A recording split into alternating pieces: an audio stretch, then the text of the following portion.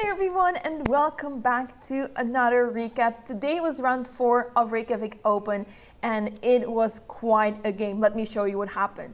So in round 4 I faced Thomas M. Solskjaer and the country is actually really interesting because it's a Faroe Island. I have to double check if I'm actually, I think I'm saying it correctly, Faroe Islands. And apparently this is an island between the northern part of UK, Scotland, I don't know, and Iceland. In between there are some islands, I believe so, because I had a conversation about this with one of my mods who's also participating here. Hi Nordy, hello. And we actually had a conversation about this. It's really funny that I was actually facing someone from this country. So anyway, I was facing Thomas M. Solskjaer, and he has a rating of 1897, and I saw that he plays d4 all the time, almost all the time, almost. So I was expecting this indeed, which I was a little bit upset about because I'm really eager to play against e4, but it's just not happening this tournament. I don't know. Anyway, my opponent plays d4, I play d5, knight f3, knight f6, and bishop f4, the classic London. And I was expecting this as well, and I had some preparation done a little bit.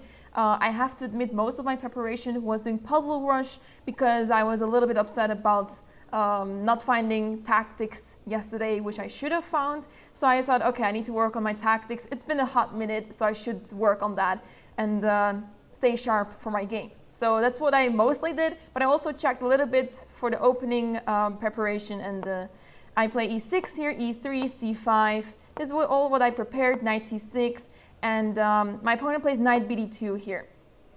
And I mostly checked bishop d3, which is also what he played most of the times. And there I knew that you play, so the line that I went for is knight h5.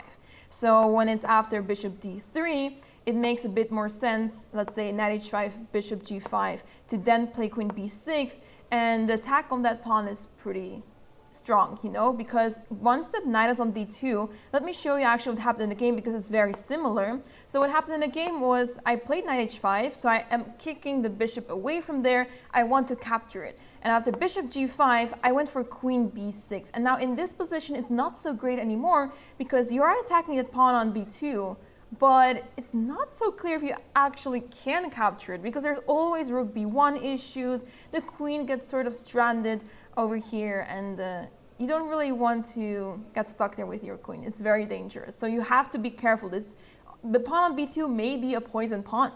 So anyway, my opponent took here on c5, and it caught me off guard a lot because I was like, wait, I can't take on b2. And I spent some time on this, and I realized that knight d4 is really terrifying because it opens the queen towards the knight, so my knight is hanging, and the threat is simple: knight b5, knight c7. And at the same time, after knight b5, my queen is trapped on b2. Not very ideal.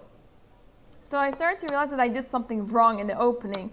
I believe I'm supposed to play f6 here, which I was not really sure of. I did not remember the line anymore. I thought that after bishop h4, then I can't play g5, of course, because of knight takes g5, which is a discovery attack on the knight. So yeah, I wasn't really sure what the setup was anymore. I have to double check the lines here, but I basically mix up my lines. So I played queen b6, pawn takes, and here I took back with the bishop, and after b4, so as it turns out, I have to retreat all the way back because first of all, bishop e7 is not so great because of b5, and my pieces are just not coordinated well. My knight on c6 is in trouble, bishop takes e7 is going to happen, and my knight on h5 is simply stranded. I don't know what it's doing there. I don't know. So then when I played in the game, bishop d6, which is at first sight a really natural move, right? I mean, you're just putting the bishop back to a normal square, and it has a lot of squares in control. But then all of a sudden, my opponent plays knight c4, and I was like, did I just spend like, I don't know, an hour or 2 hours on Puzzle Rush, and I just missed knight c4? I just could not believe myself. And the worst part is, I'm very certain that I have missed this exact same sort of trap or trick or tactic, whatever you want to call it, And it's just very unpleasant. And I still fall for this. I just can't believe it. So yeah, I remember seeing this pattern once and I was very surprised it was a thing. And now I'm just facing it again. I just can't believe it. So I was of course really upset about this because obviously you don't want to take here. If after queen takes d6, then yeah, you just have a really bad situation here. The bishop and queen are very strong. You have to play something like f6. And at bishop h4, I was thinking of king f7 and rook d8, but the queen just simply retreats and it's fine. And yeah, my pawn on c4 is really bad. My king is very bad. Knight still under huge pressure. g4 is actually a big threat. So yeah, that was not great at all. So I went back with the queen. So my bishop got captured and I lost the pair of bishops just like that. Yeah. Here I am fighting to take that London bishop off the board and I just lost the bishop myself. It's just brilliant. Bishop b5 is what my opponent played. I went short castle. And here I was like, okay, I have to do something here. Because the issue is my opponent is aiming for e4 or c4 because that pawn on d5 is pinned. And my knight once again is really bad on h5. The whole position is simply falling apart. My dark squares are a disaster. So at some point, I'm expecting my opponent to take it on c6 and then put the knight, let's say, on e5, d4, or c5 over here. Especially on c5, it can be quite a monster there. So I was really unhappy with my position. And I thought I have to change it. I have to do something here, something crazy. And I went f5. So as you can see, the computer is very displeased with this move, but I thought I have to do something and start opening the position a bit more and start to put pressure on the king side perhaps. So my opponent went knight d4, and I went back with my knight because it was under attack. Bishop takes, rook takes, and now f4. And yeah, I was really looking forward to play f4 myself. You may wonder that, okay, strategically speaking, you want to take on c6 because after b takes c6, this knight is heading to c5, right? Well, I wasn't really concerned about that because it's one of those situations where the knight is looking really well placed, but is actually not doing so much. So I thought if my opponent goes for this line, I will be able to play f4 and I'll just continue attacking and yeah, opening up the position. So I was really looking forward to this, but unfortunately my opponent did not play this. He went for f4 and I was like, well, I guess f4 is not happening, but I thought, let's play e5. Let's just, you know, I was just really stubborn. I want to open up the position and let's see what happens. So here my opponent went back to f3, and here I was like, something feels wrong with this. I really thought my opponent would go for knight b3, or at least I thought that was the best move, because you're keeping the tension here in the center. My pawn on d5 is weak, so now c4 actually becomes very appealing for white. And this knight is heading to c5 at some point, whenever the knight wants to jump there. And I thought that my pawns are very weak in the center. I'm still like trying to, you know, complicate things and I'll just develop my bishop, etc. But I was not really happy and I wasn't sure what to do after knight b3. But my opponent went knight f3 and allowed me to take on f4. I take, queen takes d5 check, so it's a trade. But after bishop e6, I'm getting back in the game, right? My bishop is developed now. My rook on a8 is also coming in the game. And after queen c5, rook c8, my pieces are developed. But now the problem is that my position is still quite awkward, right? Because this bishop on e6 is not very stable. There's a lot of threats in the position, especially after rook a e1, which is what my opponent played. Simply threatening rook takes e6, right? So you have to be careful. There's always, along this diagonal, there's always tricks, right? So you have to be careful. And I played the move b6. Turns out it's a great move. That's really nice to see. Because I thought I have to kick the queen out of here. It's in a really bad place for me.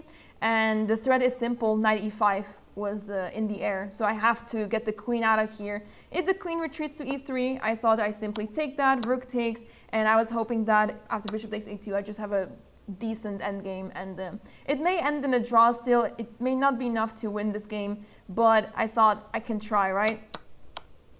But okay, my opponent did not want to trade queens. He played the queen f2. I was really happy about this because when you have the queens on the board, there's still a lot of tactical opportunities left, right? So I was really happy that the game continues and just doesn't end in like a quick draw or something, or I had no choice then to accept the draw. So I was really happy that the game continued. a3 was played. I was really surprised by this move, but apparently it's a really good move. I thought it was wasting time, but seems like it is a good move. Rook g6 is what I played. I want to start creating threats in the position. For now, I'm not threatening to take here, but it could be an option at some point. And after rook e3, I was really surprised by this because I thought, okay, what is the rook actually doing here?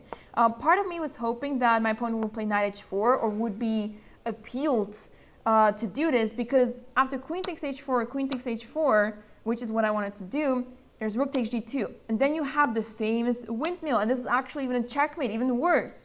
So yeah, this is just ending in checkmate. So I was really hoping that this would happen on the board, but it's quite obvious what the plan is, right? So yeah, my opponent didn't do it, but I was kind of hoping for it. Rook e3 is what my opponent played, and I played h5, and this is apparently a really terrible move. But I thought I have to do something. I have to create threats in the position, and I also wanted to create some luft for my king because my poor king can only go to f7, and we know that after king f7 there's knight e5 check, really unpleasant. So yeah, I thought if I just play h6, it feels so slow, and I also wanted just to put pressure on the king side and somehow play h4, h3, somehow, one way or the other. And maybe this would appeal my opponent to play some knight h4 move, although I do have to admit that in this position it doesn't quite work the same anymore. Just to quickly show you, oh, apparently it still works the same.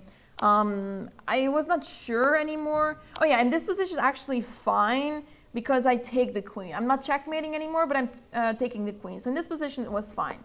Anyway, my opponent goes for rook e1, and here I played bishop e4, which is apparently not a good move. I was actually surprised to see this. Turns out that the move knight e5 is really good, which I did consider, but I did see that there are so many trades happening. Let's say rook takes e5, bishop takes f3.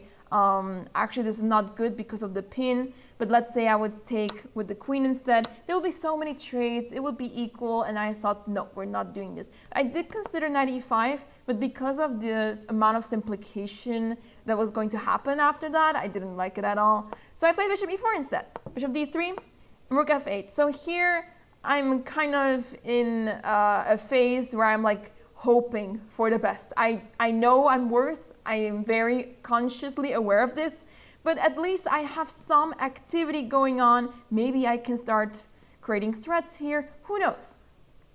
And here I played rook f8 with the idea that, well, I don't want to trade this bishop at all. This bishop is like my one hope in the position. So if I can keep this bishop, it would be fine, would be really nice.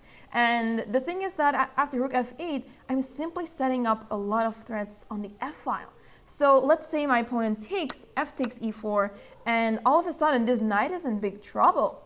And this is also what happened in the game actually. So after f takes e4, just to give you a little update on the clock, I forgot to tell you guys about the clock situation. But throughout the game, I was doing really well on the clock. I was ahead on the clock. And it was around this time that my opponent was starting to get low on the clock. He's currently on 4 minutes, and I was on 21 minutes. So I was doing fine on the clock, and this is move 27. So yeah, 13 moves until the 14th move for additional time. And I was doing fine on the clock, but my opponent wasn't. And it was very clear that he was suffering because of that. So after f takes e4, he put king h1, and I was really certain that I was winning the piece. I was really certain because no matter what happens, I thought, okay, like let's say rook takes e4, I take the knight. It's simple. There's a pin going on along the g file. So what other moves do we have? Let's say we move the queen. What was I thinking about? Oh yeah, I considered queen c2 because I thought, ooh, that's pinning my pawn, could be dangerous. But then I saw e takes f3, queen takes g6, f2, and I'm simply winning the game. So then I was like, okay, I think we're fine. I think this is winning. But turns out that there is queen a2 check, which I did not even think about. I don't know, it just ended at queen c2. I have no idea what happened. I don't know why I didn't even consider this. I probably just thought that his knight is sort of like trapped here, you know, because it can go to h4, it can move forward, and I guess the only square is d4, but yeah, I didn't quite see that it's actually saving white here. So, really surprised to see in hindsight that this is actually fine for white, but my opponent played king h1, as I mentioned, in time trouble, and allowed me to capture, and there was nothing that my opponent could still do, because after rook takes f3, I simply retreat back to b8. Turns out that there's some crazy rook takes g2 move. I mean, Kremlin will be knocking on my door, I think if I would play that, I just simply retreat and maintain the advantage of having a piece up. And after rook takes, queen a2 check, I'm just hiding with the king. My opponent plays a few more moves. I'm playing knight e5 because after rook takes e5, it is checkmate on the first rank. So that's why, oh, give me a second. Sorry about that. It's a bit hard sometimes to press the buttons correctly. But anyway, knight e5, and my opponent cannot do anything about this. My knight is simply coming towards the king side to launch an attack. Knight comes to g4, h3, I give a check. I have to give a check here. My opponent's king goes back to g1, and I can take on h3, and my opponent can just not escape all the threats.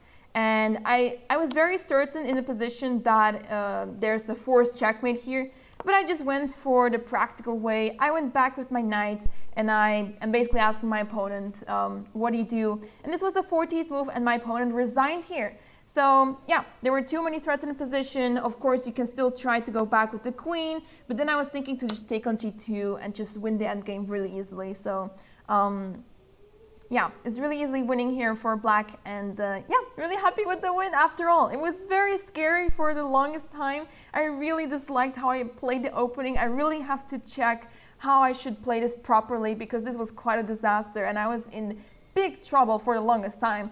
I never really felt comfortable until my opponent went for king h1. I took the piece, and then all of a sudden it all became clear that I was going to win. So yeah, my opponent played super well. He fought really hard, and I think if it wasn't for the clock, he had a really good chance to beat me, or at least draw. If he maybe simplified at first, you know, like early on in the game, then it would have been really, yeah, difficult for me to find winning chances somewhere. So yeah, I got really lucky today, so I guess we take those. But I'm really excited for tomorrow's round because, well, actually we have 2 rounds. I'm not so sure if I'm looking forward to another double round. But anyway, I'm looking forward to the next game. I'm on 2.5 out of 4 now, so let's see what happens tomorrow. Thank you so much for watching. I hope you enjoyed the recap. Make sure to tune in to my Twitch or YouTube streams where I'm live streaming my games of Reykjavik Open, and we have a wonderful commentator. Agjad is commentating on my games, so make sure to tune in into those streams. We have 2 games tomorrow, so a lot of action going to happen tomorrow. So thank you so much for watching, guys, and I hope to see you in the next one.